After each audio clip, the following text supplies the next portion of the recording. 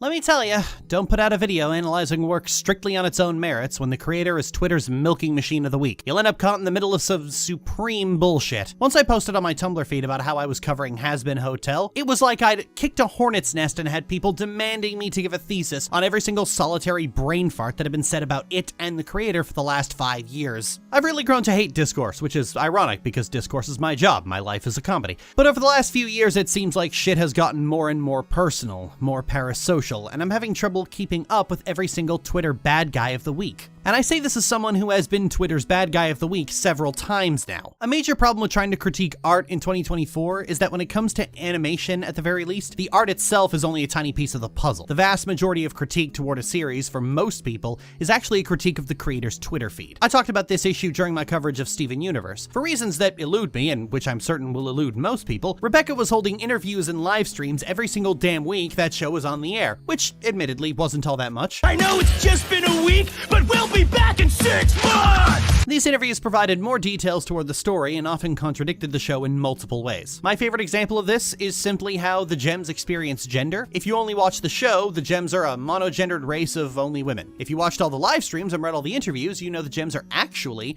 a thinly veiled copy of the Asari from Mass Effect.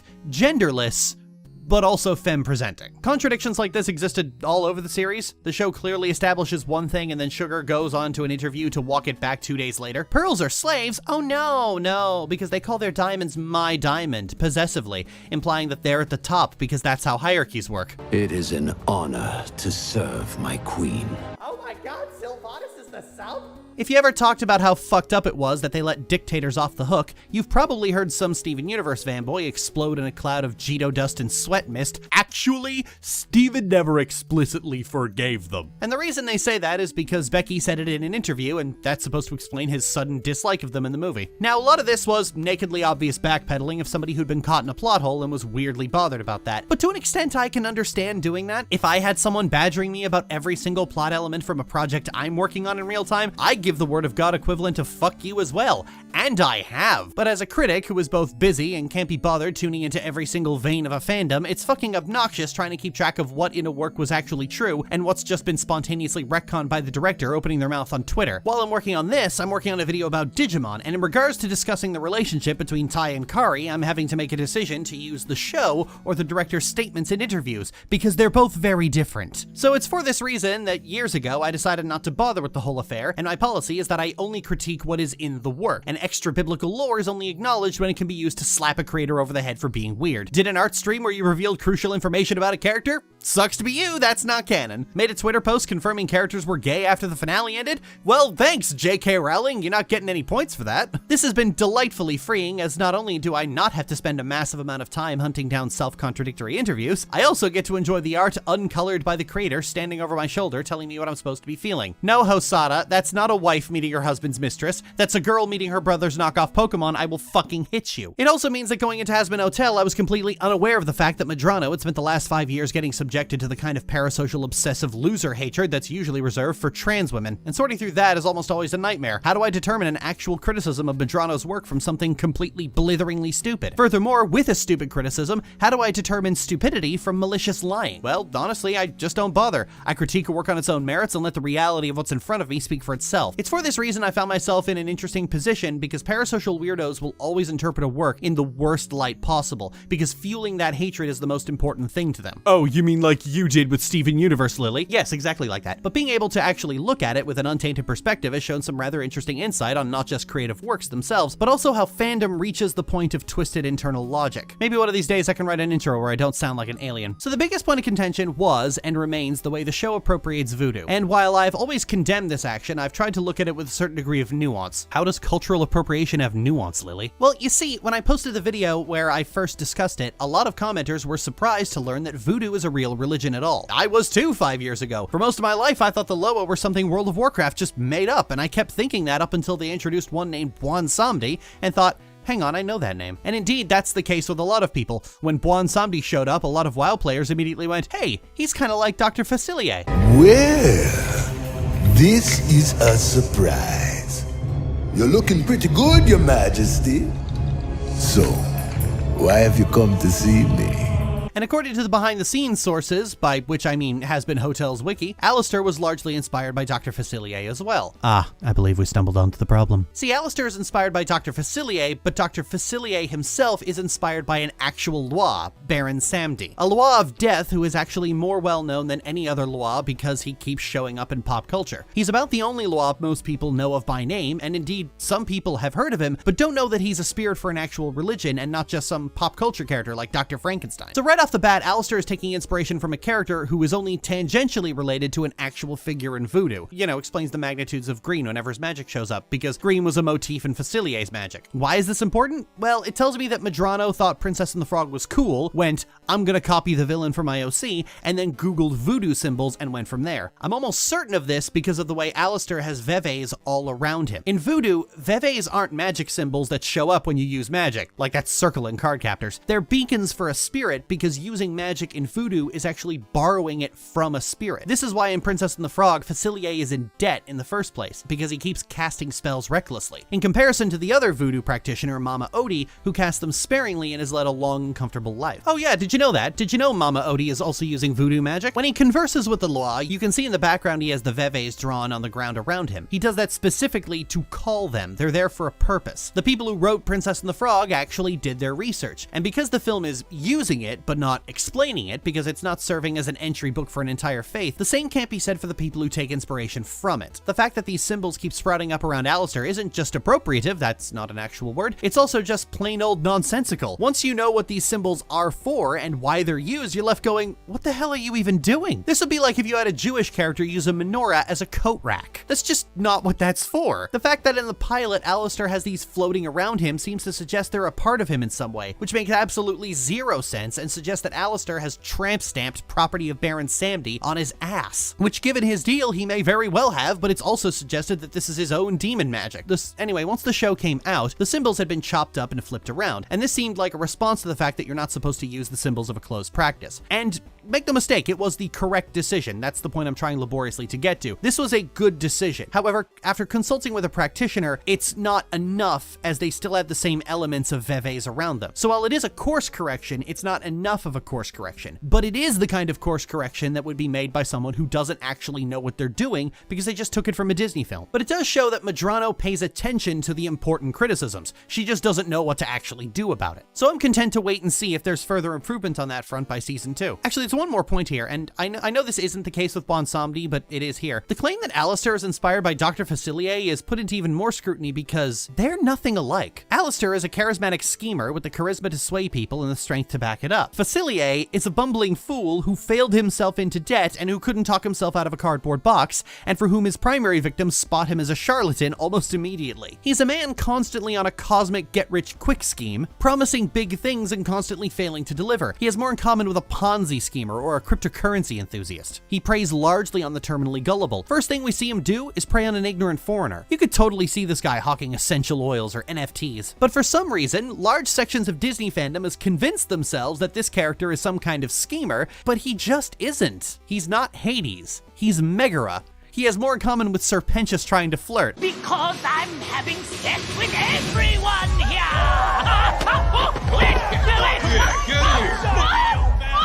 In general, The Princess and the Frog is remembered as this amazing film, and that's largely because it was the last big 2D animated Disney film. Story and character-wise, you have to do a lot of work to wring anything of worth out of it. I would know, because I did. And Dr. Facilier is just something the film would have been better off without. He's carried by aesthetics and Keith David, a man who literally cannot miss no matter how bad the character is. And even with as generous an interpretation as that, there are going to be some people who just don't care. My comment section tried to pretend there was some double standard because I called out the show for demonizing voodoo, but not for the shit they say about Christianity. Yeah, there is. I'm more or less cool with voodoo, but I have huge problems with Christianity. I don't like its imperialistic history. I don't like how most of its stories portray God as an abusive parent at best and a fascist tyrant at worst, and then act like you're the weird one for pointing that out. And I love any story that skewers that. It's practically why I adore the Darksider series. But in general, the ability to tell the difference between making fun of the most dominant religion in the universe and mining one that is just minding its own business for the aesthetic is a baseline bare minimum standard of human decency. This is punching up versus punching down, a basic concept that everyone needs to understand. And the only ones that don't are the ones who refuse to understand. And I'm sorry, but you are beneath me. Now on to Vaggie and Charlie. Lily, how can they be a part of any discourse? They're cute. That's exactly the problem. I'm putting this in the middle because it's the dumber of the three, but the discourse goes that Vaggie and Charlie are the straightest lesbians ever written. And no, I'm not going to show you who is saying that shit. Go find a drama streamer if you're that desperate for someone to harass. The idea comes down to the fact that Charlie and Vaggie don't really have any friction. Their relationship is good. They are good to each other, and they have the same goals. And I feel this is the part that's tweaking a few people, their relationship is pretty vanilla. They're not as openly sexual with each other as other couples, or indeed other characters. Now, we normally cover animation aimed at a more G to PG audience on this channel, so regular viewers are probably shrugging and going, so? But if you're not familiar, there's a small section of the LGBT community that tends to get... what's the word? Tends to pout if LGBT characters are shown having a typical sex life. Now, this is a particularly complicated web of bullshit, so bear with me. But the idea is that because 3/4 of a century ago, the LGBT community was largely oriented around hookup culture, because when being gay is a crime, one-night stands are the go-to, so the gay community was largely centered around bars and clubs, and so is intertwined with a certain degree of sex positivity, hence why BDSM and kink is part of Pride. Kind of. Now, this is the LGBT community's equivalent of the Westermark effect, i.e. it's capital A accurate without being capital T true. Hookup culture was a big part of the gay community back in the 40s and 50s, but it didn't mean there weren't gay people who wanted to just have boring romantic lives together. And it didn't mean there weren't gay people who weren't fucking a different person every other week. You mostly know about gay hookup culture because that was what made the fear-mongering news at the time. History doesn't record every single human being, and anyone outside of the white, straight, cisgender middle-class male default tends to be treated like a monolith, and things that are the result of policy or environment are treated as cultural. So somewhere between understanding that concept and the present, there's this murky, foggy area where people then go, it's not really gay if it isn't unrelentingly horny. You can see this in the kink at Pride debate, a debate ostensibly about kink's place in Pride, but is actually people who don't go to Pride acting like a few sex-negative teenagers on TikTok represent some weird anti-sex Puritan uprising among Gen Z. Part of this is deriding any gay couple in adult media that isn't constantly horny for each other, like Gomez and Morticia, as basically being straight but in a gay way. So a gay couple that's just there, or a gay couple that doesn't have a lot of sex, or a gay couple that might be shy about being sexual in front of other people, these things get written off. If you only watch LGBT YouTubers, you could be forgiven for thinking that every LGBT person is this whirlwind of open sexuality. That's not really true. Everyone comes in at different levels of openness and eagerness. People all exist on a spectrum of being sex favorable to sex ambivalent to sex repulsed. This is a spectrum largely used for ace people, but really it applies to everybody. Now, this is the important part. People who regularly touch the grass already know this. Everyone's sex life is different and everyone expresses it differently. But people on the internet who don't go outside, have never had sex, and understand LGBT history only by observing it through a keyhole, believe otherwise. I compared it to the Westermark effect, and for good reason. The Westermark effect is a phenomenon wherein children who are raised together before the age of 6 will have their brains recognize them as siblings and therefore won't try to flag them as a potential romantic partner. But if you've heard of it today, it's probably from some teenager arguing that childhood friends becoming lovers is unrealistic and basically incest because of the Westermark effect, which just doesn't fucking work that way. It's a phenomenon observed when children are raised to believe they are siblings, not a permanent proximity alarm that everyone 6 and under has to all their classmates. Complicated and quite interesting subjects get boiled down to something short, quippy, and wrong with which to weaponize against something or someone you already don't like. LGBT history is complicated and interesting and shouldn't be used as a cudgel for you to take out your issues on a sex-shy couple in hell. But I don't even blame the idiot teenagers for this. Millennials have been pushing this attitude about LGBT history, where it's a forum weapon first and something to study second, for years. LGBT people are complicated, and if an adult series wants to have their leading couple be chill and relaxed and call each other sweetie pie, then they should be allowed to. Besides, if we're gonna call anything straight but in a gay way, it would have to involve constant negging, expressed hatred being relabeled as love, a feeling of obligatory inevitability, and romanticized abuse to the level worthy of a boomer comic. Conversely, where the problems with Alistair's appropriation with voodoo is a real problem with the show, the claims that Angel's abuse is glorified or fetishized are just straight up nonsense, and speaks to how Twitter has gotten dumber and dumber over the years.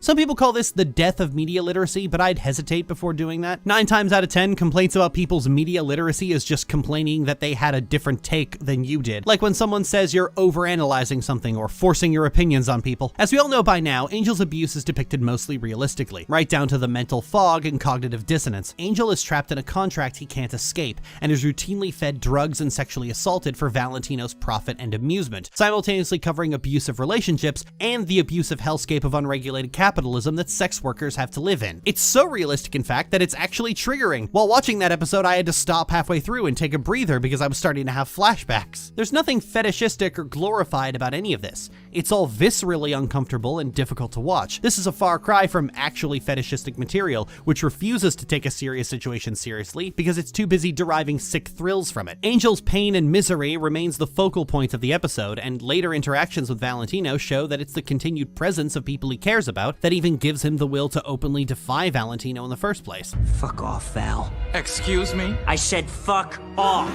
I may have to put up with your bullshit, but you ain't fucking with any of my friends. You forget who you're talking to? Now, here's where I need you all to follow me on this. I can understand why people would think this is worse than it is. Stories about sexual abuse in particular tend to dance around the issue and speak about it in vague tones. Closest parallel I can think of is the Lisa series. Brad and Lisa are explicitly shown to have an abusive father, but with Lisa, it's heavily implied that Marty is sexually abusing her and forcing Brad to take part in it. Although the abuse is portrayed directly, the sexual abuse is never portrayed outright. Furthermore, we're coming out of a haze of almost 15 years of animation being really cagey with information about characters and their relationships, cloaking absolutely everything they can in metaphor and allegory. And it's less because they have to and more because of this idea that not saying things outright is better writing. I've talked about this in the past about how fandoms and even writers to an extent get these absolutist ideas about writing in their heads, about how certain tropes are inherently better than others and certain ideas are better than others. So the thought process goes, if your story merely has these tropes, then it's automatically good. Execution is completely removed from the equation. I got hit right in the face with this. People were angry when I reviewed the show positively on the basis that both it and Steven Universe are about redemption at their core, so me calling one good and the other trash makes no sense. One person went as far as to claim that I only liked the show because it had lesbians in it, which makes no sense because Steven Universe has more gays than filler episodes. The reality is, they're both about redemption, but one of them is fundamentally about people wanting to change themselves, while the other keeps knocking on people's doors like a pushy Jehovah's Witness. But because execution has been completely scrubbed from the equation, it's not considered. Lily, I think that might just be SU Stans coping. I said follow me on this, I'm not done! Anyway, because of the presence of tropes and writing dogma matters more to people than the execution of it, the fact that Hazbin Hotel ignores the rule about subtlety and allegory is what quirks people's brains. Because subtlety and show don't tell is burned into people's critical spectrum, there's an idea that you would only actually make people experience a character's abuse if there was a reason beyond storytelling. This isn't an unfair conclusion to draw. I've drawn it myself, particularly when talking about how The Legend of Korra is more interested in showing Korra writhe for the camera than exploring how her hardships affect her as a person. But it's precisely because there isn't a dealing with the trauma section of the story and how this has all changed the way Korra thinks that I get that impression. Hazbin Hotel, conversely, shows Angel's abuse and then shows him dealing with it. And while I'm usually one to bang the fandoms or idiots drum, here they're only using the critical theory that other people have spent years telling them to use. I wouldn't actually be surprised if people got on a story's case for having characters speak frankly about their problems after decades of the Farfield Foundation drilling show don't tell into people's heads. On a near daily basis, I get messages on Tumblr asking me how to establish characters as not straight or not cis without just saying it outright. And I always say the same thing. Say it outright, you coward. It speaks of how this aversion to speaking about anything in plain, frank terms has soaked into people. In fact, here's the epitome of where just being direct is king. There's an old sexual abuse PSA called the Dunkelziffer Tentacle, which uses a slithering creature that looks like a hairy dick to represent sexual abuse, and it's very effective. We will not open the door, they cried out. You are not our...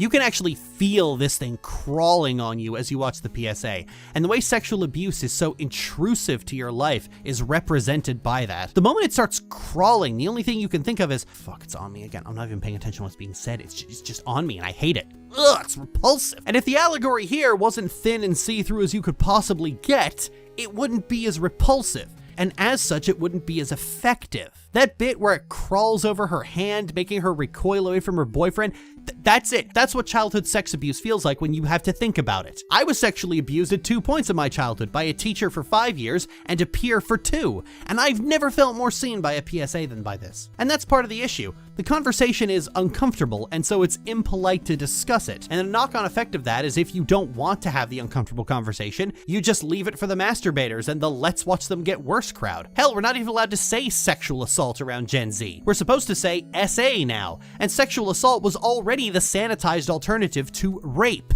A word so effective at communicating the sheer magnitude of violence being committed that it literally sounds like a brutal tearing noise. Common wisdom says you're not supposed to show sexual abuse on screen, so the logical through line is that if you do, it's for reasons other than the story. Hence why people rush to claim that a storyboarder had a rape fetish, completely ignoring the fact that storyboarders don't have the kind of creative control and autonomy that you think they do. So even reaching for this was stupid in the first place. But you can't fault that line of thinking. I know for a fact there are people out there who think storyboarders have significant creative control. I've had defensive fans tell me many times my criticism of a show was unwarranted because the creator didn't do that. One of their employees under them on their payroll, acting on their orders, did that of their own volition, and it just got through without a single higher up having to look at it because that's how production works apparently. So they point and go, that's it. This storyboarder's completely unrelated fetish is why I'm uncomfortable. It's what they've been told to think. People forget this. Most viewers and fans aren't critics. Their critical spectrum is defined by stuff they remember from English class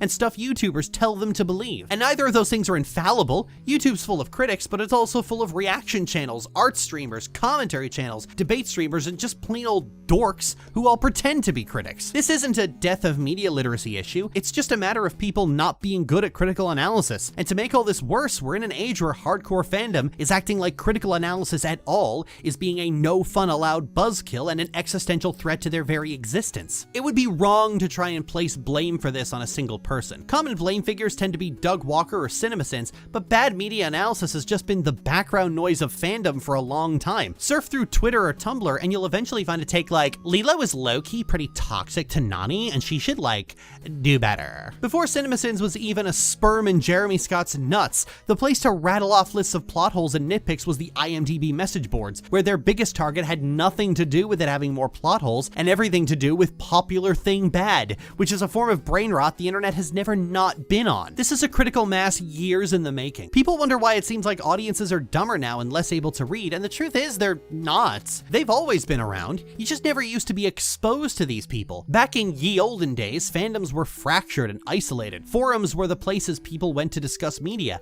and they were often community run and had their own rules. So people built their own communities, and if people were causing trouble, like say if you were the kind of person who screamed let people enjoy things when others started criticizing an episode of a show, you got the boot, which meant more forums with more rules, fan sites which were community run and had community decided rules. Sure, this meant every micro community was its own fiefdom with its own power hungry moderators and interpersonal drama, but it sure beats Twitter where everyone is shoved into the same room and all hate each other and are all constantly outraged that other people are talking in their vicinity. Fandom and discourse moved from isolated forums to a small number of mega platforms because that's where the people were, and a bigger fandom would be better. But there, the moderators are all platform staff and everyone is forced to play on the same jungle gym, and now we're suffering the ever-present issue on the internet where everyone needs to have their take on everything, even if they know nothing about the subject in question. So now you have to be in community with people you never knew existed. But they always existed. Media literacy isn't any more dead than it was 20 years ago. And every time I see another video essay about it pop up,